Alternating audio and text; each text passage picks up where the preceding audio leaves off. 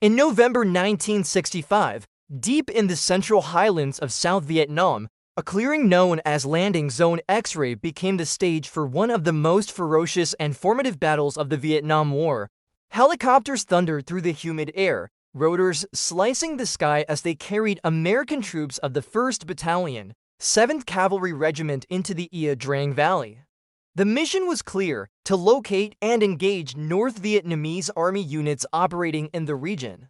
It was the first major confrontation between the United States Army and the North Vietnamese forces, a battle that would test courage, tactics, and, fatally, the weapons the soldiers carried into combat. As the first helicopters touched down, soldiers leapt into the tall grass, securing the landing zone under bursts of gunfire. The smell of jet fuel mixed with the heavy scent of jungle rot. Dust rose in choking clouds. Sergeant Charles Chuckbean recalled later that it was chaos from the first moment. "We were under fire before the skids hit the ground," he said. The M16 rifle, newly issued to many troops, was supposed to give the Americans an edge: lighter, faster, more accurate, a symbol of modern warfare. For some, it worked as promised. For others, it became a silent threat in their own hands. Within minutes of contact, the first reports began filtering through the noise of combat. Rifles that refused to fire, bolts jammed halfway, soldiers slamming charging handles in panic as enemy rounds snapped through the trees. Private Jim McHenry, crouched behind a termite mound, pulled his trigger and felt only a dull click. He slammed the forward assist again, but nothing. It just stopped, he remembered years later. In the middle of a firefight, your weapon becomes a stick, and people die because of it. The M16 rifle had been hailed by the Pentagon as a leap forward in small arms design, lighter than the old M14, firing a high-velocity 5.56mm round that could penetrate a steel helmet at long range. The Army told its men it was self-cleaning, needing little maintenance even in tropical conditions. That promise, like so many others in the jungles of Vietnam, did not hold. At Landing Zone 10 Ray, the enemy did not wait. Waves of North Vietnamese troops surged from the tree line, disciplined and determined. They fired AK-47s and mortar, using the terrain to close distance quickly. The Americans fought desperately, forming defensive circles, calling for artillery support, radioing airstrikes. In that crucible, the M16 rifle's reliability was not a technical detail. It was a matter of life and death. Soldiers who trusted their rifle one moment found themselves helpless the next. "We started picking up weapons from the dead," one survivor recalled. "If your rifle jammed, you found another. You did what you had to do." By late afternoon, the ground was littered with empty shell casings, broken magazines, and bodies.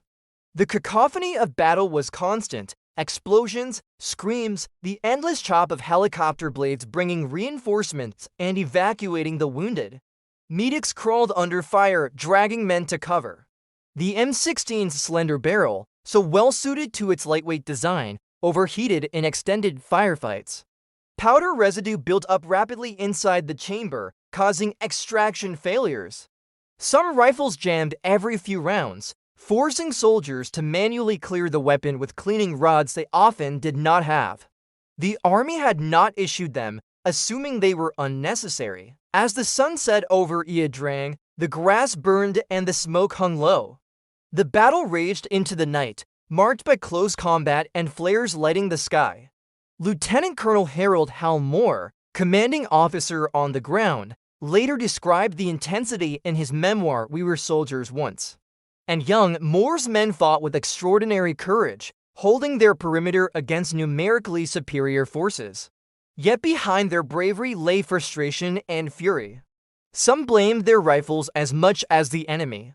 In interviews years later, veterans spoke of clearing jammed rifles with bayonets, teeth, or sheer luck. "We were betrayed by the thing we were told would save us," one said simply. The M16's early field failures were not universal. Many rifles performed well, but the inconsistency was deadly. A weapon's reliability cannot be random, and in the mud and blood of Vietnam, perception mattered as much as performance. Rumors spread quickly through the ranks that the M16 was cursed, that it would fail when needed most. Trust evaporated faster than morale. The rifle that was meant to represent America's technological superiority became a symbol of bureaucratic overconfidence. Technically, the M16's direct impingement gas system vented combustion gases directly into the bolt carrier, cycling the weapon and allowing for a simpler, lighter mechanism. In ideal conditions, it was elegant. In Vietnam's humid, filthy jungle, it was unforgiving. Carbon fouling accumulated in the chamber and bolt assembly. The propellant powder used in the issued ammunition produced excess residue. Combined with tight tolerances in the rifle's chamber, the result was catastrophic jamming. None of this was apparent to the average soldier who had been told his weapon would clean itself. The U.S. Army's own post-battle reports from Drang quietly noted weapon stoppages and malfunctions due to fouling. Letters from soldiers began arriving at home and in Washington. Mothers wrote to Congress, commanders raised concerns. In the field, soldiers improvised, tearing strips of cloth to clean their rifles, scavenging lubricants, swapping magazines, or begging for replacement weapons. Maintenance became a ritual of survival, the trust that binds a soldier to his weapon, that unspoken belief that it will fire when his life depends on it, had been broken. Landing Zone X-ray was ultimately held by American forces. The North Vietnamese withdrew after sustaining heavy casualties, but the victory was bittersweet. The cost was high, over 200 Americans killed and more than 200 wounded. The battle had shown the determination of the North Vietnamese army and the courage of the U.S. soldiers, but it also revealed a hidden weakness in America's war machine, one that was not tactical, but technical. The rifle that had been touted as a game-changer had instead created doubt and death among its users. In the months following Drang, whispers about the M16 grew into formal complaints. Investigations would later uncover that ammunition specifications had been altered, that testing had been incomplete, and that critical design feedback had been ignored. But at Landing Zone X-ray, none of that mattered. What mattered were the seconds lost clearing a jam while the enemy advanced. What mattered were the soldiers who never fired their second shot. The Battle of Drang marked a turning point not only in the Vietnam War, but also in American military history. It was a lesson written in blood about the intersection of technology, policy, and combat reality. The soldiers who fought there would carry the memory of malfunctioning rifles for the rest of their lives. For them, the M16 controversy was not about specifications or politics, it was about survival. As helicopters lifted off from LZ X-ray after the fight, carrying the dead and wounded, the jungle fell silent once more. The grass was scorched black, and empty rifles lay where men had fallen. In that silence was the beginning of a reckoning, a realization that something was fundamentally wrong with the weapon the army had chosen to depend upon. The trust between soldier and rifle had been shattered, and that fracture would ripple from the highlands of Vietnam all the way to the halls of Congress. In the late 1950s, before the world had heard of the M16 rifle, a quiet revolution was taking place in the workshops of a small company in Costa Mesa, California. There, an engineer named Eugene Stoner was rethinking everything the world knew about infantry weapons. The United States military, still carrying the heavy M14 rifle derived from World War II traditions, was slow to change. Its doctrine favored power over precision, weight over mobility. But Stoner, a self-taught innovator and former Marine armorer, believed that the future of warfare belonged to lighter, faster, more efficient weapons. The AR-15, short for Armalite Rifle, Model 15, was Stoner's answer to that future. Built largely from aluminum and plastic rather than traditional steel and wood, the weapon weighed just over 6 pounds unloaded. It was balanced, easy to handle, and fired a small 5.56mm cartridge that traveled at extraordinary velocity. Stoner's logic was straightforward but visionary. A smaller, lighter round meant soldiers could carry more ammunition and maintain better control in automatic fire. He believed that a well-placed burst of lighter rounds, would be more effective in modern combat than a few heavy shots from a cumbersome rifle. The weapon's development came at a time of deep debate within the U.S. military establishment. Many in the Ordnance Corps still clung to the .30 caliber tradition, the idea that stopping power was measured in the size and weight of a bullet. They had built their doctrines around the M1 Garand and the M14, weapons that fired larger cartridges and kicked like small cannons. But battlefield studies from Korea and early Cold War experiments began to show a different reality. Most engagements took place at short to medium ranges, where volume of fire and controllability mattered far more than brute power. Eugene Stoner's team at Armalite pushed forward despite skepticism. They combined aircraft-grade materials with innovative engineering principles. The AR-15 used a direct impingement gas system, a design that reduced moving parts and overall weight by channeling gas directly into the bolt carrier to cycle the action. In theory, it was simple and efficient. In testing, it produced exceptional accuracy and rate of fire. The rifle's light recoil allowed soldiers to stay on target, and its straight-line stock reduced muzzle climb during automatic bursts. Early demonstrations captured attention. In 1958, Stoner and his team invited military officials to witness what the new rifle could do. They lined up watermelons, cans, and helmets at various distances.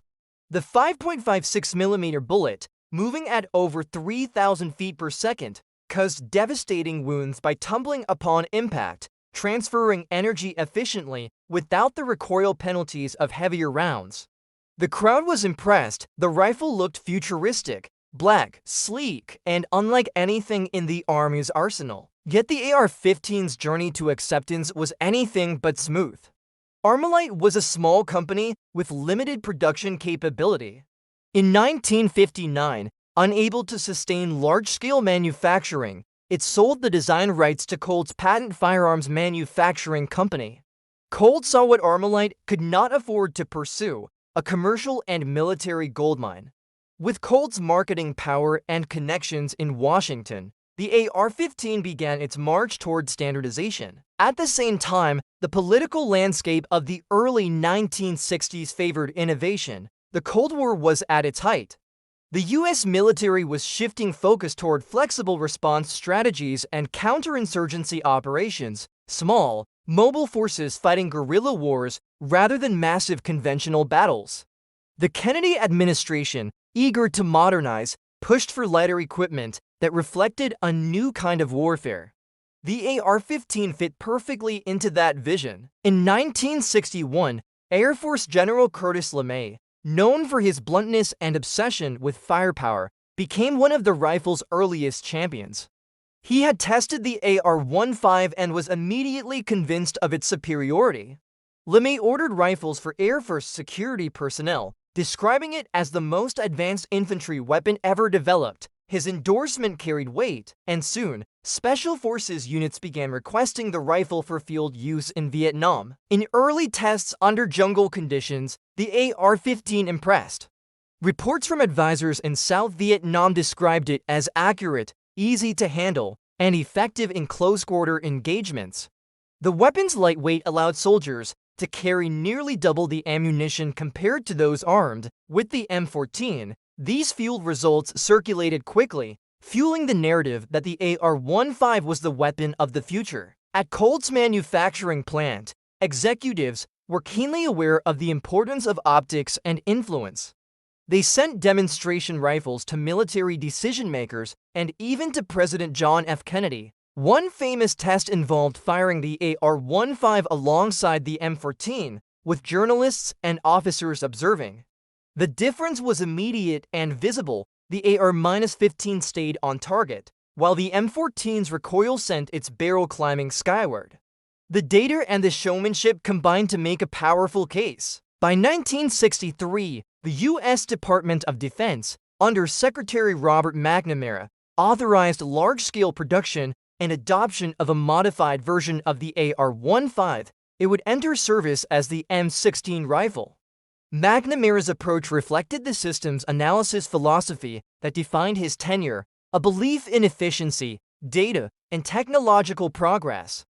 The M16 was to symbolize the modern American soldier, mobile, precise, and backed by innovation. The technical specifications of the M16 at that time were impressive on paper. Its 20-inch barrel optimized the 5.56mm cartridge's velocity. The weapon's aluminum receiver and polymer furniture reduced weight without compromising strength. Its cyclic rate, around 650 rounds per minute, provided controlled automatic fire. Tests conducted by the Air Force and limited Army trials showed superior performance and hit probability compared to the M14. For soldiers, it promised something revolutionary, a rifle that was easy to carry, quick to aim, and devastatingly effective. The small caliber, high-velocity concept had proven itself ballistically. The 5.56 round, although light, transferred energy efficiently upon impact. It was the embodiment of a new doctrine, one that valued accuracy and agility over sheer mass. By late 1963, shipments of M16 rifles began arriving in Southeast Asia for evaluation. Advisors and select Army units reported glowing results. The rifles performed reliably in limited engagements, even under harsh weather conditions. The promise was real, the excitement genuine. American troops in Vietnam spoke of the rifle's sleek design and controllability. Many believed it would finally give them an advantage over the enemy's rugged AK-47. The early reputation of the M16 was built on this optimism. Reports from South Vietnam described the weapon as a dream to carry and shoot. Commanders praised its precision and light recoil. Soldiers felt empowered, believing they were carrying the most advanced rifle in the world. Cold advertisements echoed this sentiment back home, showcasing the M16 as the product of American ingenuity, the perfect weapon for a new era of warfare. But beneath the enthusiasm, cracks were already forming. The transition from prototype to mass production was underway, and with it came subtle changes that seemed minor in paperwork but profound in consequence. Different manufacturers would later produce ammunition using alternate propellants. Barrel chrome lining, standard in earlier test models, was removed to save cost and time. The Army's insistence on standardizing across services introduced layers of bureaucracy. Still, in those early years, none of that mattered to the engineers and soldiers who believed in the AR-15's potential. For Eugene Stoner, it was validation of an idea born from logic and engineering simplicity. He had created a weapon that embodied the future.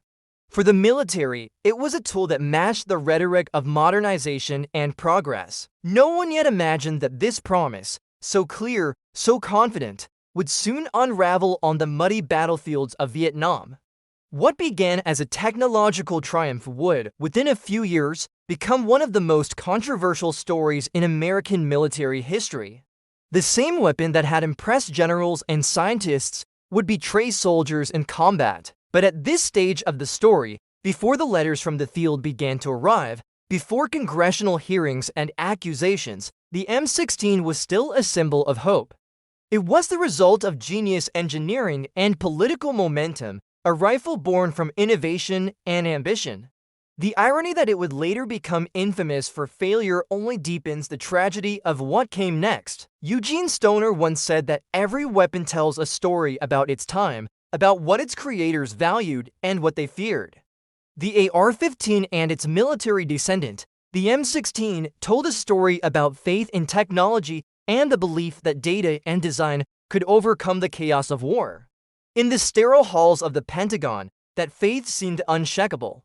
But in the steaming jungles of Vietnam, reality would test it to destruction. In the mid-1960s, as the United States deepened its involvement in the Vietnam War, the M16 rifle that had once been hailed as a marvel of modern design began to show troubling signs of inconsistency. In theory, the weapon was a triumph of systems engineering, a lightweight, gas-operated rifle firing the high-velocity 5.56mm cartridge. In practice, the M16's fate was sealed not by its mechanical design, but by a quiet, seemingly routine decision buried deep within the military procurement system. That decision would alter the chemistry of its ammunition and with it, the rifle's performance in combat. When the M16 entered mass production, it used a specific type of propellant powder known as IMR-4475. This extruded stick powder had been carefully chosen and tested with the rifle's gas system to produce a clean, consistent burn and predictable pressure curve. It balanced the weapon's cyclic rate, the speed at which it fired and reloaded, within optimal limits. But IMR-4475 was expensive and produced in limited quantities. The Ordnance Corps, under pressure to scale up production rapidly for the expanding conflict, authorized a substitution. Without fully re-evaluating the rifle's design or gas system, they approved the use of a ball-type powder known as WC-846, developed by Olin Mathieson Chemical Corporation. To bureaucrats and contractors, it was a simple logistical adjustment. Ball powder was easier to manufacture in bulk and cheaper per round. But this minor change had major consequences. Ball powder burned differently. Its pressure curve was sharper, creating higher peak gas pressure and more residue. That difference, though invisible to the naked eye, fundamentally altered the M16's internal dynamics. The rifle's gas system, designed around the original stick powder, now cycled faster and hotter. The bulk carrier group slammed back with increased force, accelerating wear and fouling the chamber with sticky carbon deposits. Soldiers in Vietnam began to experience the results almost immediately. Reports from the field described weapons jamming during prolonged engagements, extraction failures where spent cartridges stuck in the chamber, and malfunctions so severe that rifles had to be disassembled under fire. The problem was not only mechanical but chemical. The WC-846 powder left behind calcium carbonate residue, which adhered stubbornly to the chamber walls. Combined with the humid tropical air and the rifle's lack of chrome lining, the fouling could seize the bolt or prevent a cartridge from seating properly. The decision to switch powders had not been accompanied by corresponding design changes or extensive field testing. The rifle, ammunition, and environment interacted in unpredictable ways.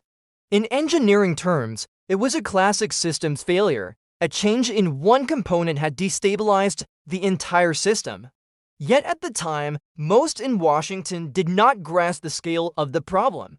On paper, the rifle still met its specifications.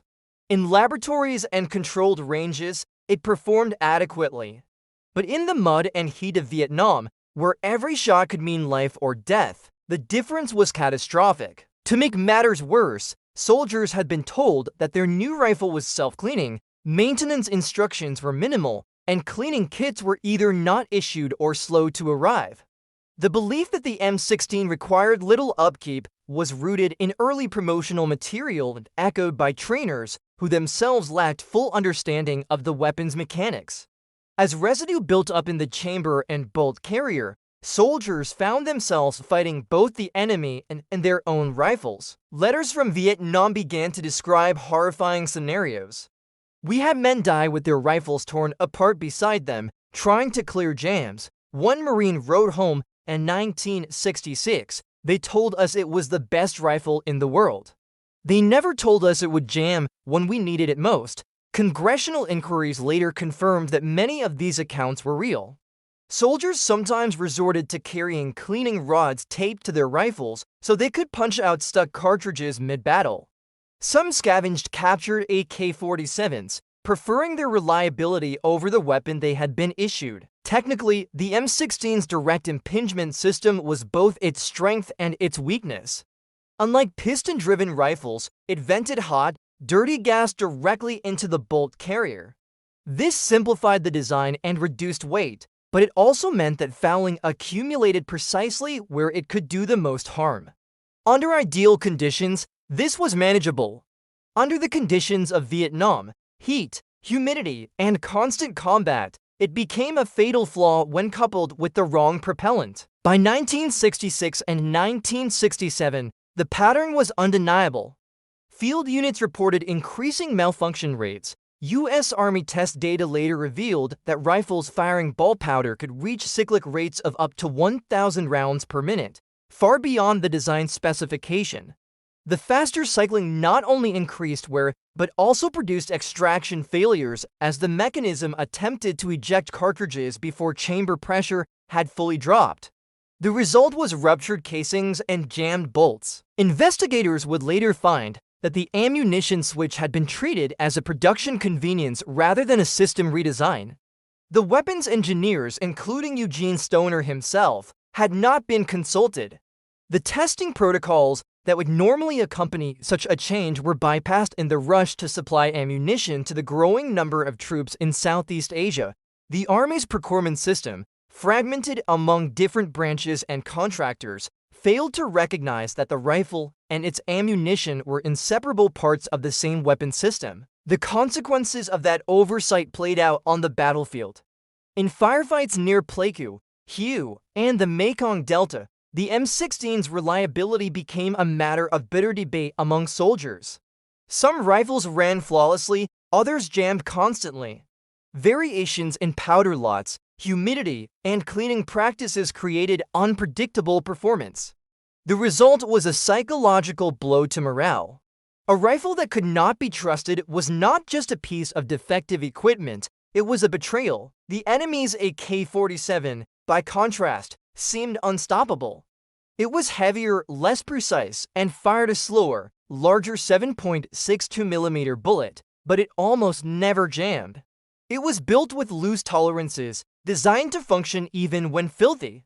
American soldiers often expressed envy at that reliability. Many captured AK-47s from fallen enemies and used them in preference to their issued rifles. This contrast became symbolic. The technologically superior M16 versus the rugged simplicity of the AK-47, and in Vietnam's unforgiving environment, simplicity often won. As reports mounted, the issue reached Washington. The Department of Defense initially resisted admitting systemic failure. Official communications emphasized user error and maintenance negligence, but field data told another story.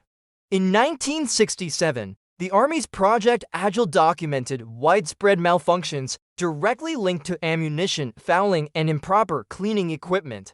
The same year, the Marine Corps launched its own internal review, confirming that ball powder caused excessive fouling and cyclic rate increases. Pressure grew for answers, newspapers began covering the controversy, and Congress demanded hearings. The human toll could no longer be dismissed as anecdotal. Letters from soldiers and officers alike painted a grim picture: rifles locking up in the middle of firefights, wounded men dying because they could not return fire, and a growing sense that bureaucratic decisions had cost lives. The scientific and engineering analysis that followed would confirm what soldiers already knew from experience. The M16 rifle had been introduced without adequate system-level testing after critical changes in ammunition and manufacturing. Chrome-plated chambers, once standard in early prototypes, had been omitted to cut costs. The switch to ball powder was approved without verifying its long-term compatibility with the rifle's gas system. Each decision, viewed separately, seemed minor. Together, they created a lethal chain reaction. In the broader context of the Vietnam War, this failure was not just mechanical but symbolic. It reflected the tension between technology and reality, between theory and practice. The M16 had been born from the optimism of the early 1960s, the belief that data-driven management and modern design could perfect warfare. But the battlefield was indifferent to theory. It punished assumptions. By the time the issue reached public awareness, hundreds of soldiers had already paid the price. Their letters, testimonies, and battlefield reports would force a reckoning. Investigators and engineers would eventually trace the rifle's unreliability to specific technical causes: ammunition composition, chamber corrosion, inadequate cleaning, and the absence of chrome lining. Each of these would later be addressed in successive improvements. But in those early years, the damage was done. The story of the M16's fouling crisis stands as one of the clearest examples in military history of how small technical decisions can have enormous human consequences. It was not sabotage or design incompetence that caused the failures, but a failure of systems thinking, the inability to see that a rifle, its ammunition, its maintenance tools, and its environment form a single ecosystem.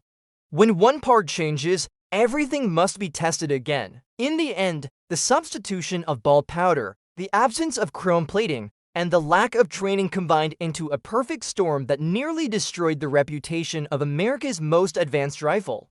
It took tragedy and public scandal to force the military to confront what had gone wrong. But that reckoning would come. The hearings that followed would reshape military procurement and quality assurance for decades. The M16 would eventually be redeemed, transformed through lessons learned from pain. But before that redemption came a period of blame, reform, and accountability, a confrontation between soldiers' lived reality and the institutions that had failed them. By 1967, the frustration from the front lines had reached the halls of power in Washington, D.C. The stories of soldiers dying with jammed M16 rifles were no longer whispers from the jungle. They had become national headlines. The Department of Defense, Congress, and the American public were demanding answers. The rifle that had been marketed as the most advanced in the world was now synonymous with failure. What followed was one of the most exhaustive investigations in modern U.S. military history, in effort to uncover what had gone wrong, who was to blame, and how to ensure it would never happen again. Congressional hearings began in early 1967 under the House Armed Services Committee, led by Representative Richard Ecord of Missouri. The Ecord Subcommittee, as it came to be known, sought testimony from every level of the military establishment: engineers, contractors, generals, and soldiers who had fought with the M16 in Vietnam. What emerged was a complex web of technical missteps, bureaucratic shortcuts, and communication failures that together had turned a brilliant design into a battlefield liability. Witnesses described the ammunition change that had quietly altered the rifle's performance. They testified about the removal of chrome plating in the chamber and bore, a measure that, while saving money, had left the weapon vulnerable to corrosion and fouling. Soldiers recounted how they were told the rifle was self-cleaning, how they had not been issued cleaning kits, and how they had watched comrades die trying to clear jammed weapons during firefights. The testimonies were harrowing, and they forced the Pentagon to confront the full weight of its decisions. Eugene Stoner, the rifle's original designer, also testified.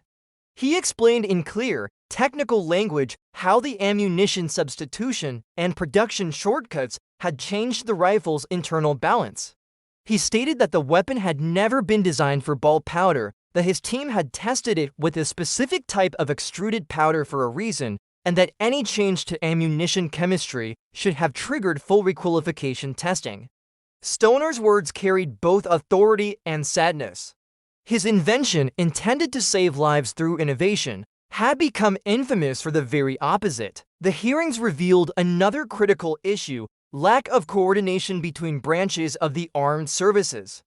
The Air Force, the Army, and the Marine Corps each had their own specifications and testing standards.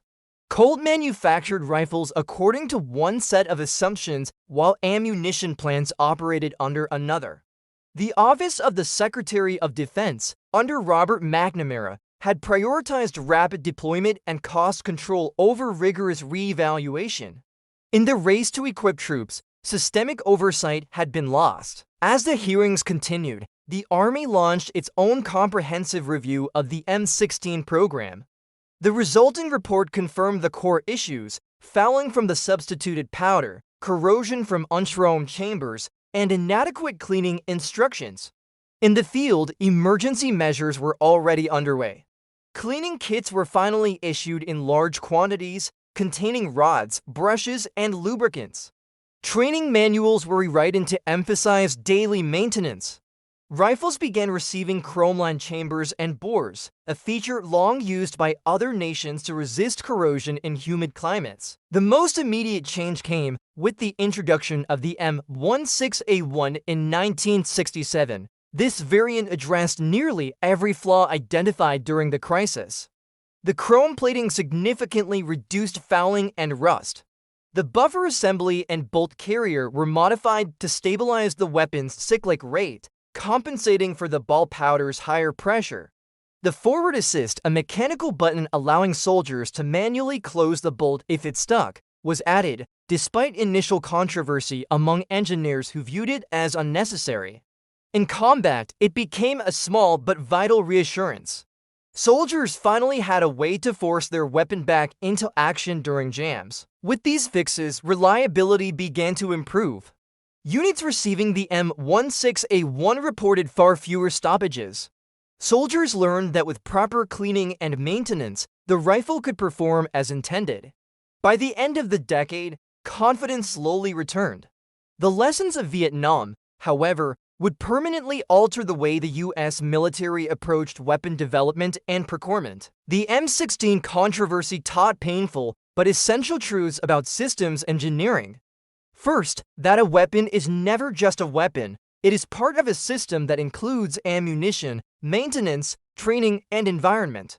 Changing one variable requires reassessing the entire system. Second, that field testing under real-world conditions is indispensable. Laboratory success means little without proof on the battlefield. Third, that bureaucratic speed and cost efficiency must never outweigh reliability when lives are at stake. The institutional reforms that followed reflected those lessons. The Department of Defense established stricter quality control standards and expanded the Army's testing facilities. New policies required that ammunition and weapons be developed and evaluated as integrated systems. The Army Materiel Command created formal processes for environmental testing to simulate the humidity, heat, and dirt soldiers would face in combat.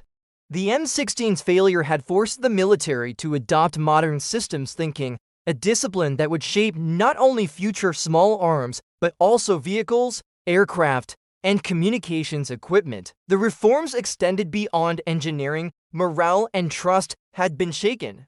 Soldiers on the ground felt betrayed by distant decision-makers who had prioritized procurement metrics over survival. To restore confidence, commanders and instructors began emphasizing maintenance discipline as part of soldier identity.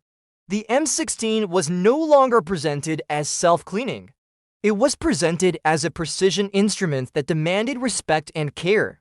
That cultural shift helped turn the rifle from a liability into a trusted companion. Over time, the improved M16A1 and its descendants, the M16A2, A3, and A4, as well as the shorter M for carbine, would earn reputations for accuracy and dependability. By the late 1970s and 1980s, the weapon once scorned had become a global standard. Its design lineage influenced countless rifles worldwide, including NATO's standardization around the 5.56mm cartridge.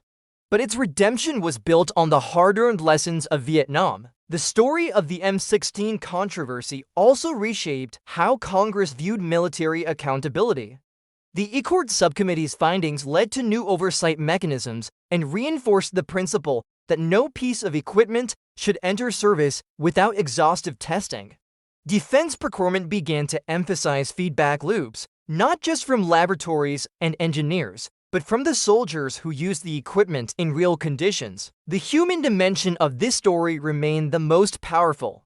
Veterans who fought at Landing Zone X-Ray, at Hughes City, and across countless smaller skirmishes carried memories of malfunctioning rifles and fallen comrades. For them, the reforms came too late. Yet many took pride in knowing that their suffering had led to change, that their letters, testimonies, and persistence had forced the Army and Congress to confront uncomfortable truths. In later years, when historians and military analysts revisited the M16's early failures, they often pointed to them as a turning point in American military procurement. The tragedy of Vietnam's rifle was not merely technical, but institutional. It demonstrated that even in an era of advanced science and technology, human decisions, bureaucratic, economic, and political, could still determine success or failure in war. By the time the M16 had evolved into the M16A1, the U.S. military had internalized those lessons.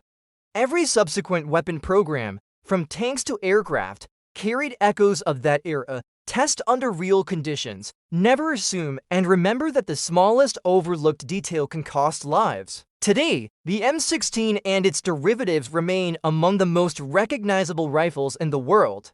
Its silhouette, once synonymous with controversy, became an icon of modern military design.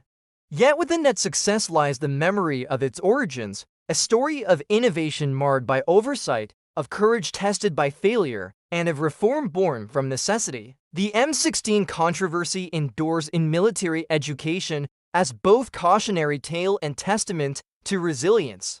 It reminds engineers, officers, and policymakers that technology alone cannot guarantee victory.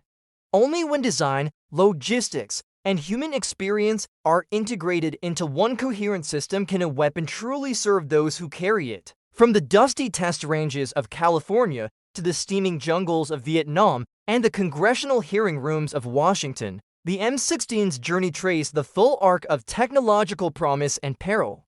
It began as an engineering dream, faltered through institutional neglect, and emerged as a reformed, reliable symbol of adaptation. The lessons it taught continue to shape not only small arms development, but the broader philosophy of how nations prepare for war. For the men of Landing Zone X-ray, for the engineers who designed and redesigned the rifle, and for the policymakers who finally listened, the M16 controversy stands as a reminder: in war, every detail matters. The smallest grain of powder, the tiniest design choice, the most distant decision in an office far from the front can decide the fate of a soldier in the field. The human cost of neglect ensures that such lessons are never forgotten.